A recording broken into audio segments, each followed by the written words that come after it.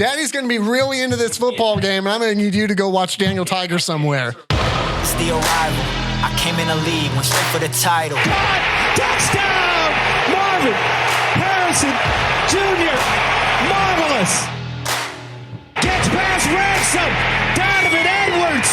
Touchdown. The Don. There's nothing quite like the game. Michigan versus Ohio State. This is The Rivalry, sponsored by Elevated Integrity Construction. This is the Rivalry Podcast. Jace, JP, what up? Your garbage-free college football podcast focused on the Ohio State-Michigan football rivalry. This is the last episode before the playoffs. Next week is Christmas. It's crazy how fast the season went. Ooh, next week is Christmas, and much like Ohio State, showing up on the biggest week of the year is optional, so we won't be doing it. And we'll pick back up after the playoff games on social media at RivalPod. I want to say big thanks to the J Company. Fall in love with your home all over again at the JAEcompany.com. JP, spin that wheel I route. want to just start off by you saying that also hurts Michigan, because what happened the last two playoff games, the biggest weekends of their lives? Did they win those games? I don't think you get a voice here unless you made the playoffs. Just spin the wheel. No, we have made the playoffs. You're you didn't giving off specify UPS this year. vibes also today. Stop stealing our producer Eric's joke. It's a bad look. You're like Jim Harbaugh stealing quotes from Ted Lasso over here. Get out. Be original. All right, I'm glad it landed on this one. Kyle McCord to Syracuse. This is why you need to watch on RivalPod on YouTube, by the way, if you're not already. All right. Kyle McCord to Syracuse. I've been waiting for this. I'm going to let you. Let me limber up real quick. Oh, yikes. I'll limber up real quick. I'm going to let you take first crack at this because you can already assume my thoughts. Look, and if this is your first time viewing this podcast, go back and watch it. Fact check me. I have been a very fair defendant of Kyle McCord. And I get this. I do. I understand it. I don't respect it. And here's why. I understand, and we've talked about this same example on the podcast before. I liken this a lot to Cade McNamara. Yeah. He went out there. He had a very good season. Not elite, not Heisman caliber like some of those programs are used to, but I would still say he had a good season. I think that's fair to say. Yeah, 11 and 1. 11 and 1. Second in the Big Ten and a lot of the statistical categories for his position. The problems for why Ohio State lost, I don't think are on him. He may have played a small hand in it, but I don't think they're on him. But that's not the point. I understand his move a little bit from a player perspective, because if we're being honest, Kyle McCord is never going to the NFL. No, and he's not. And it's what I've said all year. He's been good, but he's never going to ascend to great. And so if you're a quarterback, you love playing football, and you're a senior, he's going into his senior year, despite what millions of Buckeye fans I kept seeing referring to him as a freshman quarterback. He's not. He's been there for years. No ball. That's a discussion for another day. So I get, if you're a football player, you love the game, and you had a good season, you felt like you deserved to be a starter. I understand that mindset because I understood it with Cade. Yeah. And so I understand the uncertainty of him not knowing whether he's going to start. He had a conversation. It's been reported that him and Day sat down. Day wasn't committing to him for next year. He wouldn't even commit to him for the bowl game. Which I'll throw out there too is the Michigan side of this podcast. Like, that's what do you want Day to do in that scenario? You're not going to promise a guy, 9 months from now, you're going to be a starter. No. And I think that's ridiculous. And I also think from the same aspect, like, maybe he does want to kind of see what the young guys do and get them some experience. Sure. So it's a meaningless bowl game. Yeah. Why would you not do that? And so I don't think Day's in the wrong here, despite what a lot of people might have said. And so I get, if you're Kyle McCord, you know in the back of your mind you're not going to the NFL. So what gives you the best chance? Do you want to risk spending your senior year in a quarterback battle, or do you want to go somewhere that you can, first off, get more NIL money? Because at Syracuse, he probably will. Sure. I know there was reports out there that he went to Ryan Day, asked for more money in NIL a few days after the Michigan loss, which is insanity. So I saw somebody reply to a story and said, "Weird time to ask for a pay raise." Yeah, but okay. insane. Not even saying, I don't know what his NIL value even is. Knows? Not saying that he doesn't deserve a slight little bit more. Sure, that conversation can happen. I keep seeing not at Dr. Pepper ads. Not at that time. Not at that time. And so I understand the mindset of, okay, I want to go somewhere where I can make more money, set myself up for the future. I want to go somewhere where I know that I'm going to play. And then honestly, I don't blame him with how toxic some of the fan base were towards him. So are you defending his move to Syracuse then? No, because here's what I don't like about it. As a competitive person, I'm not athletically gifted. You can tell. I never was. God made me. Didn't you play basketball for Liberty Online when you got your master's? Yeah. It was great. NBA 2K esports, it counted. And so create a player. God gifted me as a great trash talker. Did not gift me with athletics because it would have been too deadly of a combo. But here, as somebody that is very competitive, I just don't. It's weak to me to be afraid of that. I would have rather him said, "Okay, you're not going to give it to me. I'm going to take it." Because to me, you going from Ohio State to Syracuse is severely going down. Oh yeah, and I mean the competition is going to be nowhere the competition. close. And I saw their schedule, and I don't have it pulled up in front of me, but I can tell you Holy Cross was on the Holy schedule, Cross and that's is all on you it. need to know. Holy Cross is on it, and whatever. I saw no current top 25 teams. No, it is bad. So Syracuse will probably be. They'll be fine. good. They'll be fine. They'll be a great team. I don't know if they'll be a great team, but they will record wise. Sure, it'll show. They'll win 9 games. They'll win 9 games for sure. They'll be bowl eligible. Kyle McCord honestly will probably look like a great quarterback next year, but he just isn't. That mindset to me is the same reason I just don't respect Cade McNamara. Yeah, is because from a quarterback, from a leader perspective, especially at one of the most important position in football. That is the biggest red flag I've ever seen, that you are that afraid of any sort of competition. And that's especially when you look at the competition you already beat out. And what about Devin Brown or Lincoln Kineholtz or Aaron Noland for that matter scares you that much that you think you're going to lose? As a senior, if you are looking at the competition going, I can't beat them out, then you should transfer because you have no business starting. 100%. And even if I thought, which I do, I still think even don't add a transfer. If you go into that quarterback room with who we have now, add in an Aaron Noland, I still think Kyle McCord is the best option. So the fact that I think that, and I'm not a guy named Kyle McCord, and the guy actually named Kyle McCord doesn't appear to think so, gives me a little bit of faith as a Buckeye fan that he thinks those guys are better than him. Man, but it's a weak mindset from such an important position of football. It's the same reason why, and I agree with you. Like originally I was like, oh, I don't know if this is the Cade thing because we don't know what's happening behind the scenes. Yeah. And Columbus Dispatch did a great job of kind of exposing some of, again, reported conversations. And it's the same reason why, Michigan fans, I think, took a lot of flack during the offseason for the way that they kind of almost not disown McNamara, but kind of started hating on McNamara. Yeah. And the reason why I don't think the flack was warranted because the reason why he got some hate from people, including myself, was the way in which you go about it. There's a difference between Cade saying, Michigan, thank you for what you've done. I need to go. You're not going to ever say, hey, I see the writing on the wall, but my next opportunity, I think, is going to come in Iowa. That would have been completely fine. Yeah, it would have been Cade. It's the trash talk after. You won a ring. You beat Ohio State. Like you were part of a team that turned the tide for Michigan athletics and for Michigan football. But when you say the other guy, you won't say JJ's name. By the way, it's been widely reported that JJ got on campus, reached out to McNamara for some assistance, and Cade basically ghosted him. Like that's not Cade was a team captain. Yeah. That's not captain material. That's not what you want on your team. And, God love him for what he did, but that's not how you do that. By the way, the other guy seems pretty darn good. And I thought it was a little bit of poetic justice that McNamara goes to Iowa. Not that him being injured is a part of this. No, not at all. But he gets injured, doesn't even get to play. They go to the championship game where he has to watch Michigan win against his team. Yeah, then a pretty ugly game where you got waxed by 4 touchdowns. And then to make it even better, I saw a report that he was doing something at like a children's school or something like that, passing out stuff. And the teacher said, do you guys know who this is? And all the kids said, no. And I thought, man, that is just a kick, that is you need taken down a few notches. Hospital have no clue that you exist. You need taken down a few notches. That is just one way to do it. One of the best parts of the Big Ten championship game is I was in kind of the bowels of Lucas Oil trying to navigate my way to the field, which that's a whole discussion for another time. Big Ten, figure it out. Are we or are we not allowed on the field after the game? Figure it out. But walk past Cade. He was not having a good time. I believe he was not having a good time at all.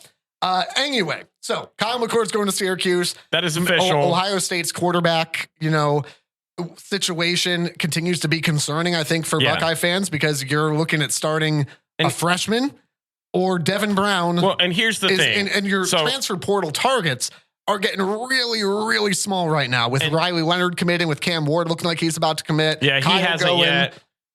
It's a weird thing. Malik Murphy's in the portal, but he's fresh, and he's only targeted for like 2 schools. I forget where they even are. And Ohio State's not on the list right now. Yeah, and so I do think they'll end up bringing somebody. This goes into their game. They're going to be playing Missouri. Yeah, let's talk about Mizzou. Ryan Day has come out and said Devin Brown's going to be the starter going forward for that game. And it's the same thing we saw all off season, and it's just I'm so sick of it, because all off season you saw Devin Brown has been spectacular in practices. It's McCord's going to lose the job because it's going to be Devin Brown as QB1. And then all this time, ever since McCord announced he was transferring, and everybody kind of assumed it would be between Kineholtz and Devin Brown. Now they announced Devin Brown. Now all I'm seeing is Devin Brown's going to come out and shock some people. I don't care what this man does in practice, because I've seen him play in a game and it is not impressive. And also, so I hope I'm wrong. And also, let's say he does come out and look really good against Missouri in a meaningless game, how much stock do you put in that? I put, and this is where it gets tricky, because I do put a lot of stock into it, only because it's got, and it's a whole, this conversation could go on forever, right? Fine. Because you talk about the transfer portal and how NIL stuff has changed the game for that. You talk about players sitting out for draft stuff. I looked at a list to try and see what players from each team have officially said, like, I am sitting out. Yeah. Ohio State has had, obviously, the ones in the portal. So, like, right now, the list that I have, Kyle McCord, Chip Trainum, who just committed to Kentucky, Julian Fleming, who's crystal balled to go to Penn State, Cam Martinez. Those are the 4 impact players for Ohio State. Yeah. They are for sure not playing. They're out. Well, Mayan Williams will be in Mayan that Williams, too, right? obviously, out. Evan Pryor. There's a lot of other guys in there. There's a lot of guys in the portal. I'm talking about guys that have played this year that were impact players. Those are the 4 that I have marked down now. And it could change by the time, as we're recording this on a Monday, the 18th or whatever the date is, we have 11 days till that game. So many other players. There have been a swarm of Ohio State players saying they're coming back next year. That doesn't necessarily mean anything to me. Yeah. You still don't know. Egbook has said he's going to play in the game, but he has not decided on the NFL. Yeah. Same with Denzel Burke. Going to play in the game, has not decided. Has Henderson said what he's doing? Henderson hasn't said. Obviously, Marvin's still a big question. Cade Stover, which I feel like it would be a stunning thing if he didn't play, but he hasn't officially announced. Yeah. You have a couple guys on defense. I don't know if Lathan Ransom would be eligible to return for that. Yeah. What his injury looks like. And does he risk it? So there are so many question marks. Whereas you look at Missouri, they had no players. They had no key players. Yep. And realistically, I don't see any of their key guys sitting out. You've got Cody Schrader, finished 8th in the Heisman voting. Almost 1,500 yards on the ground. Brady Cook, almost 3,200 yards passing, 20-6. Very similar to kind of what Kyle McCord put up. But they played in the SEC, finished 10-2. I mean, they're a tough team. You're going to get... And Mizzou is also motivated to be there. Like, let's not look past the... Well, they want to prove they belong. Ryan Day can say all he wants about, we're in it to win the game. The players can say, we want to finish this the right way. Nobody on that team wants to be played in this game. No one wants to be at the young guys. The young guys. But I'm saying, like, the bona fide starters, nobody's excited to be in the Cotton Bowl. You can talk all you want about, they want to go win, but how motivated are you to really be there? Missouri?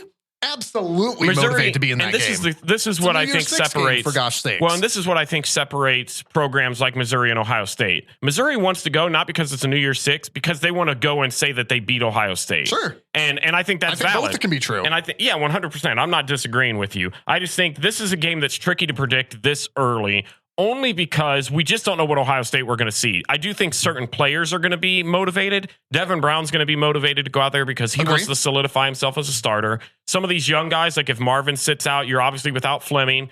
There's potentially 2 wide receiver slots that are going to open up for Brandon Ennis. You're also going to have Carnell Tate getting more time. You're going to have guys like that are going to want to prove it. So while I agree, yes, there are some players like Denzel Burke, maybe Emeka Egbuka. I would almost argue Emeka Egbuka does care, only because if he decides he isn't coming back, this is his prove it game. This is his tape. Yeah. It's been interesting to watch Day talk about this, though, where he's talked, because he was asked, like, will you plan to play the young guys? And he essentially said no. Like, Yeah. Now, well, he's because going to have to fill in some spots for sure. Yeah.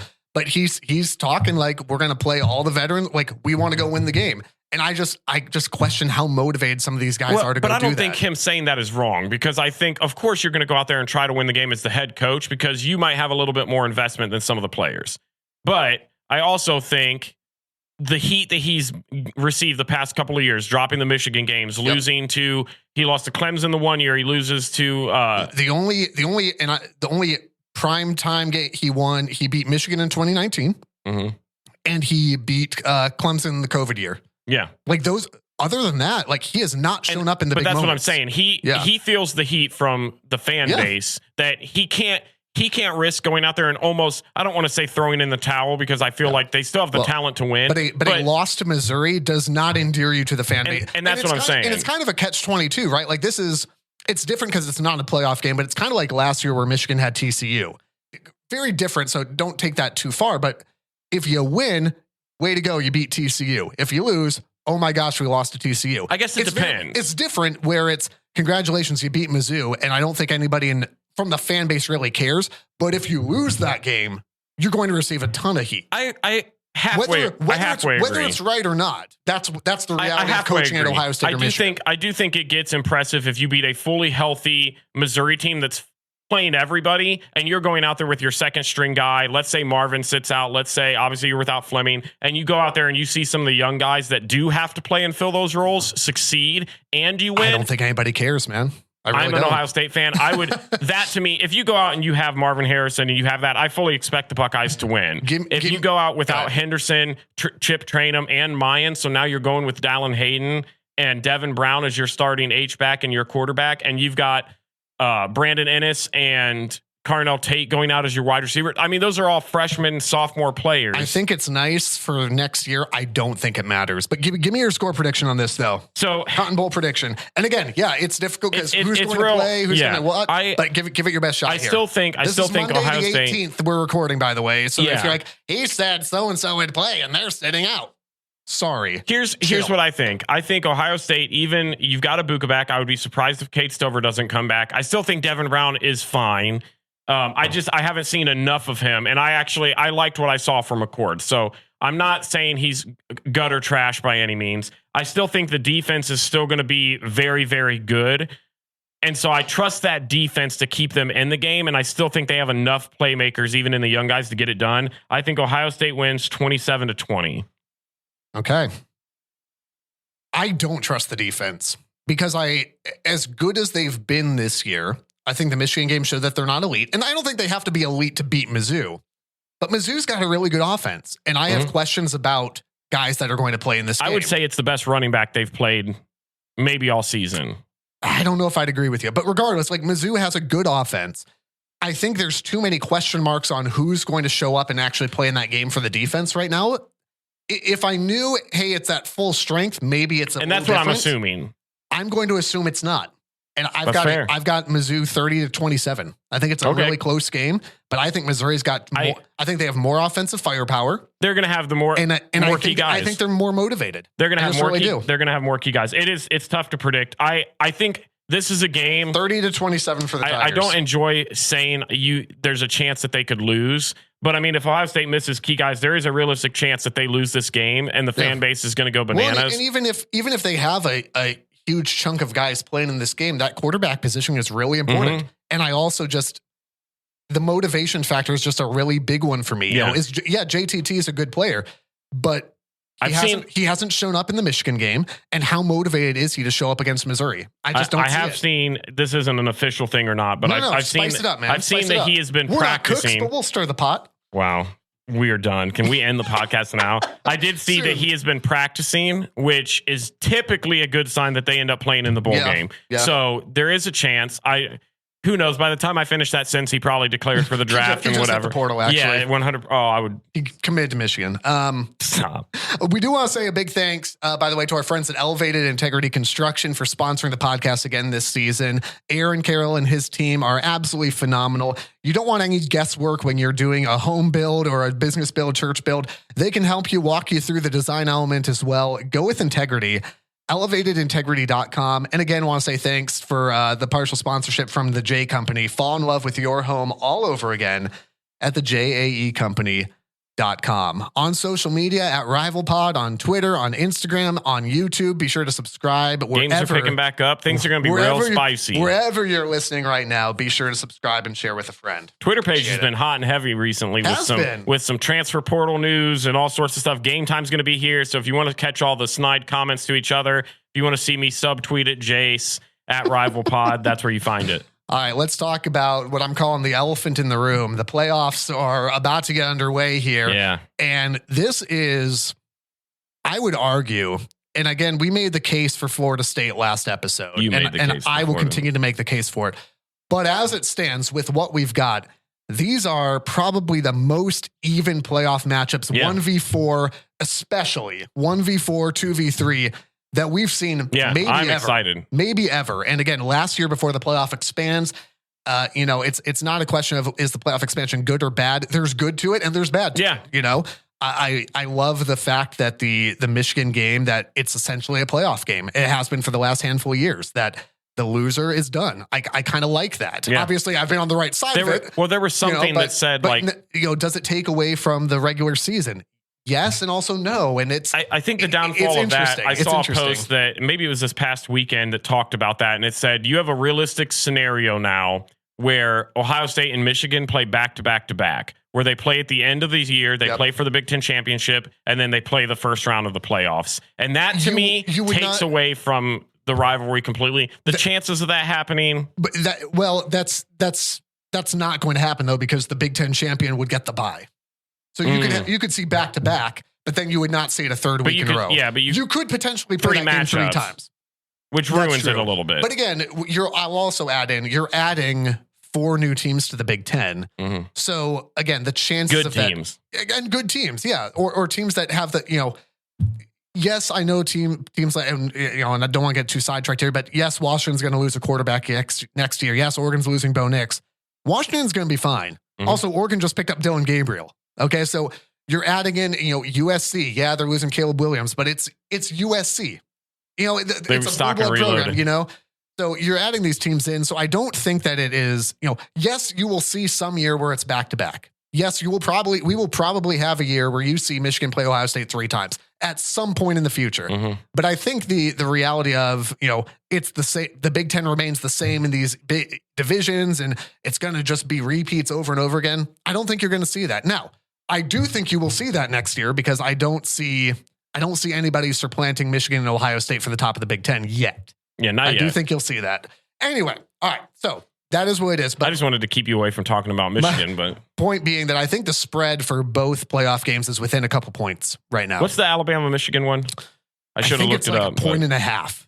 That's on brand. It's basically a toss-up. It's basically a toss-up, which for a 1v4 matchup, this isn't Alabama-Cincinnati anymore.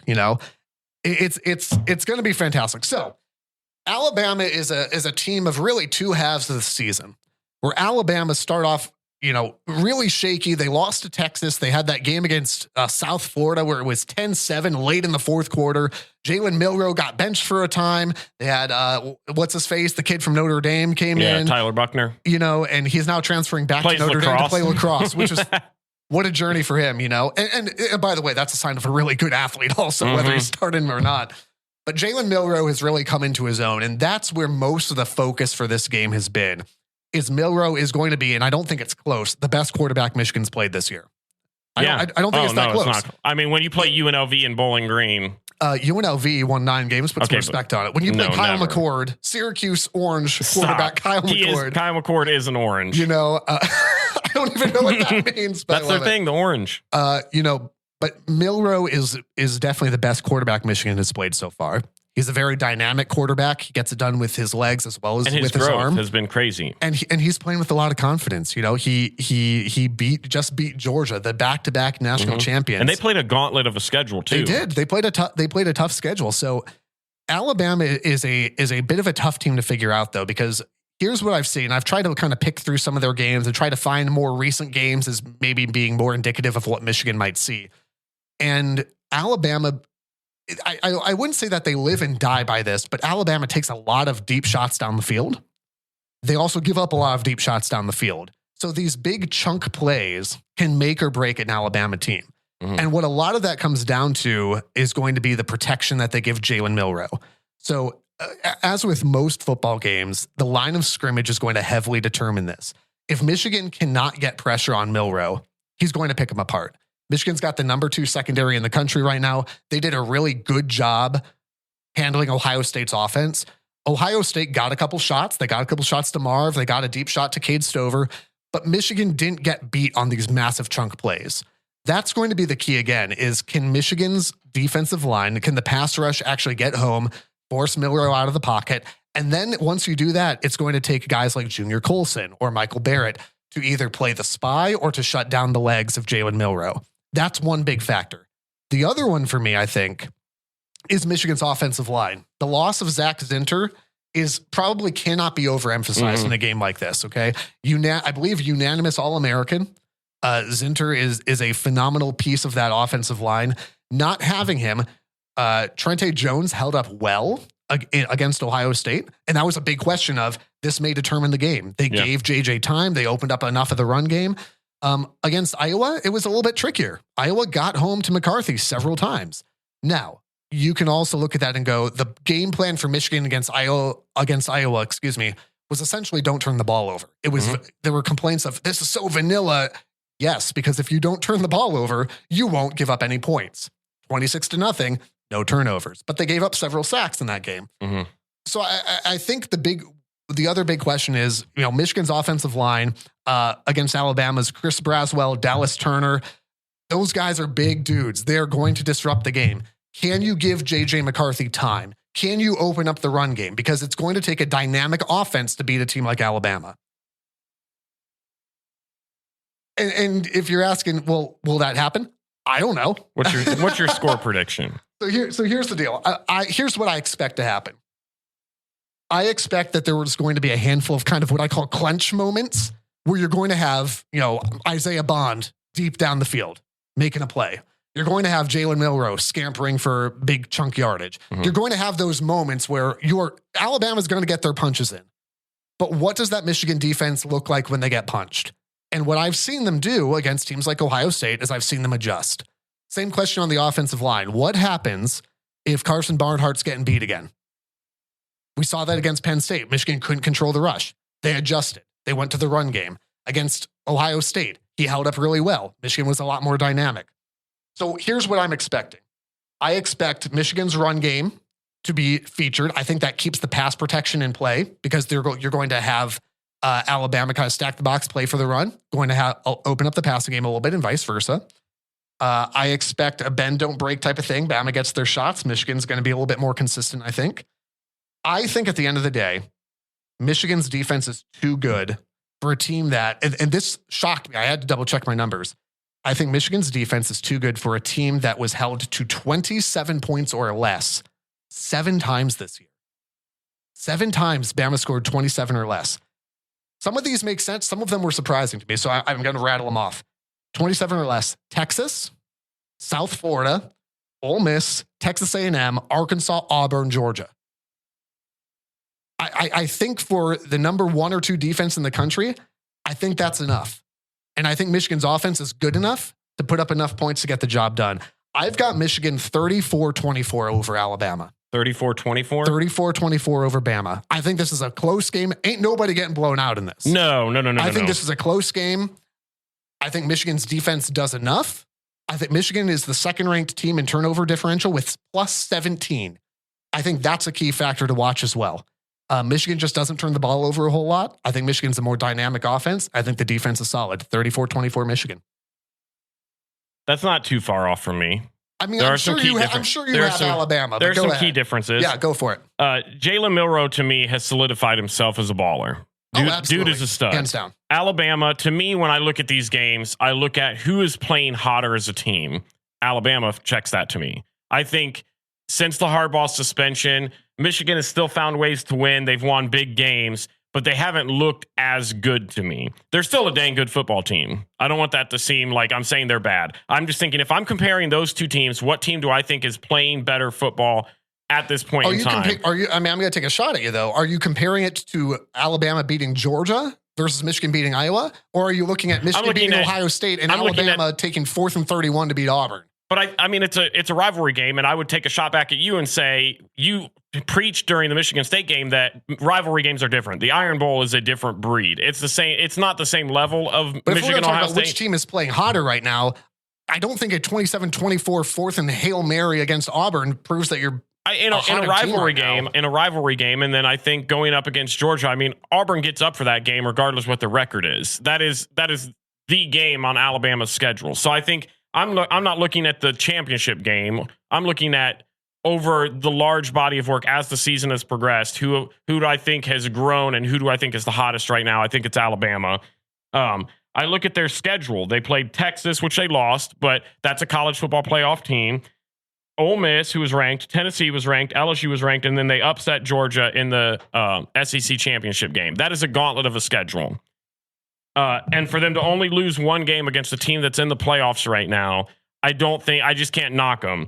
The other thing, what's better, losing one game or losing none? The other thing that I think matters is for some reason, every single time Alabama ends up making it, they win the whole dang thing.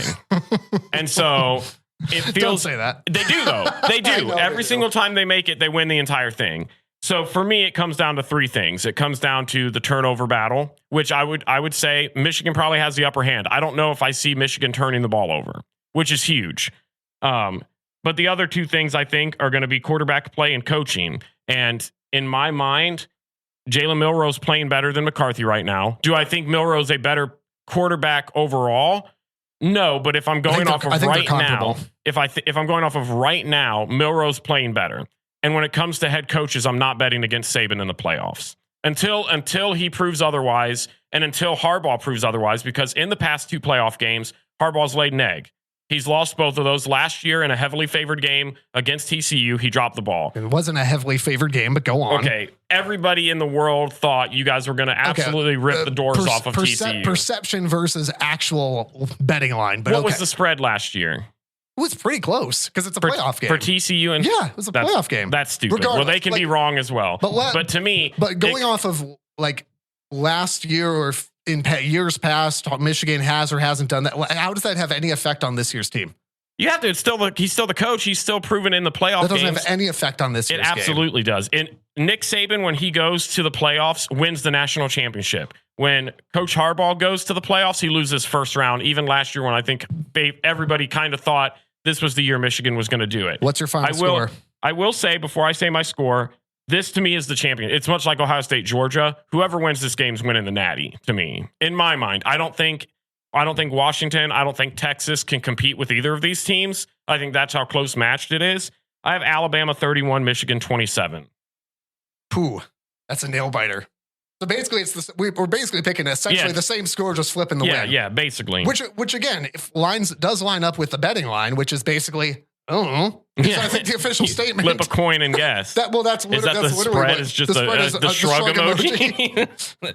and again, that is as much as I think Florida State deserved to get in over Bama. That is the way that you want your playoff games to line up. I can't watch another Cincinnati. So one of the reasons that I have confidence in Michigan's defense here is they're the number 2 passing secondary. I expect them to treat it a lot like they did with Marvin Harrison, where like he got his punches in. But he did not just run rampant on Michigan. He didn't beat Michigan single-handedly. Like that's the thing that Michigan's got to take care of. And I think, Michigan doing that. And by the way, without Will Johnson for that back half of the third quarter and fourth quarter, that tells me that a healthy Will Johnson, when we talk about guys like Isaiah Bond, can lock them down enough. And again, when you've got good coverage, that forces guys like Jalen Milroe to start to use their legs. That's where the Michael Barretts and the Junior Colsons start coming into play here. I've got a lot of faith in Michigan's defense. I think Michigan gets it done. The winner of that game, regardless, is going to get the winner of Washington, Texas later that night. Yeah. Which I don't know. Like I have a hard time not seeing Texas in this. Same. I don't want to discredit Washington because I think they've got an exciting offense. They've got a great secondary as well. Michael Penix has played well. Romo Dunze has been fantastic. And so I don't want to discredit them. I just think Texas is one of those teams right now that's just playing so well. They look unstoppable. They're playing so tough. and the play styles are so different. Correct. Yeah. And I think in these kind of games, defense is what really is going to make the difference. And I just feel like Texas is a tougher, hard nose. They fit the play style that I think championship teams usually have significantly more. You can't go in there and just have a high powered offense, right, and walk away as a natty. It just doesn't. I mean, I look back. This feels very reminiscent of the Marcus Mariota Oregon days, where you went in and you look at them and you go, man, that offense is insane. Yeah. And then they faced a tough defense in Ohio State and they got crushed. And that seems like what I kind of feel like is going to happen. It's that, and again, at the risk of sounding like a homer, but it's a podcast about Michigan, Ohio State, so I'll be a homer. It's that what I'm saying about Michigan against Alabama or whoever they play in the playoffs over the course of the next couple games. It takes a dynamic team to win a national title. Yeah, you can't be. Michigan's got a really good offense and they've got a phenomenal defense. That's why I've got faith no matter who they play. It's the same type of thing where I don't know that Washington has that. Yeah, I think the defense is good. The defense, they're good. The defense is good. Any of these four teams could win, but I'm with you where I think Texas's offense is so dynamic. Mm-hmm. And I think I'm going to bet so much more well-rounded. And I think I'm going to bet Texas is a more dynamic team overall than Washington. Mm-hmm. Now, the fun part is that, if Texas does win that game, Michigan or Alabama, depending on who you want to take in that coin flip, is going to have to play Texas in Houston. That is as good as Alabama and Michigan both travel.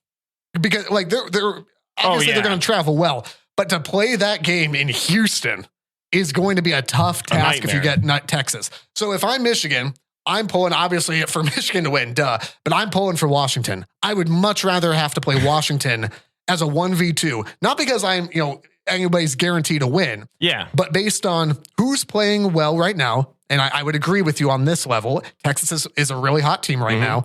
And based on where that game is at, I don't want any part of Texas in Texas. Not a chance. Do you have an early score prediction for that? Man, I didn't do one, but I could go off. I didn't prepare one, but I would say, because I think these two teams are, as much as I think they're dynamic, I do think they're both predicated on their offenses. 38-34 Texas. Okay. That's higher scoring than I thought. And that's why I would, and not just to be a homer, but why I would take Michigan against any of these other three teams is because Michigan's the one with the best defense.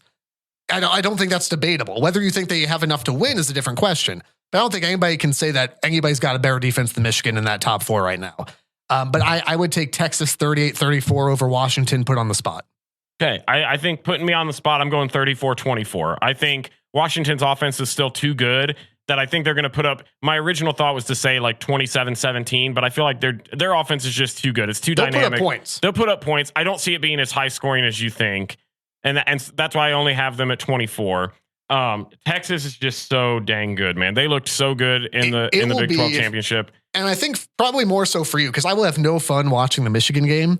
It's going to be very similar to the Michigan-Ohio State game, where my wife, for the life of her, cannot understand, growing up an Arkansas fan, and she loves Michigan, but she goes, do you not enjoy this game? And the answer is no. No. I enjoy watching replays if we win. Oh, 100. It's the most joyous time. Because then you just replay those over and over again. But there's no part of that is enjoyable in the game. If Michigan beats Alabama, I'll rewatch that thing to death. Oh, but the amount of times I've watched through the heart of the South, part of that. Ezekiel Elliott, 85 yards or whatever through the heart of the South will never be old. But I will not enjoy that game for any of those 4 hours.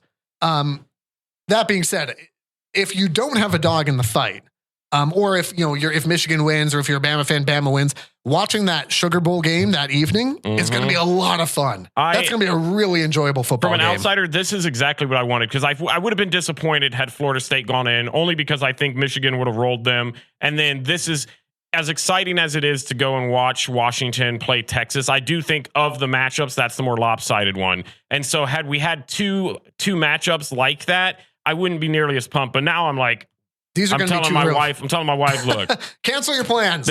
You can go do anything.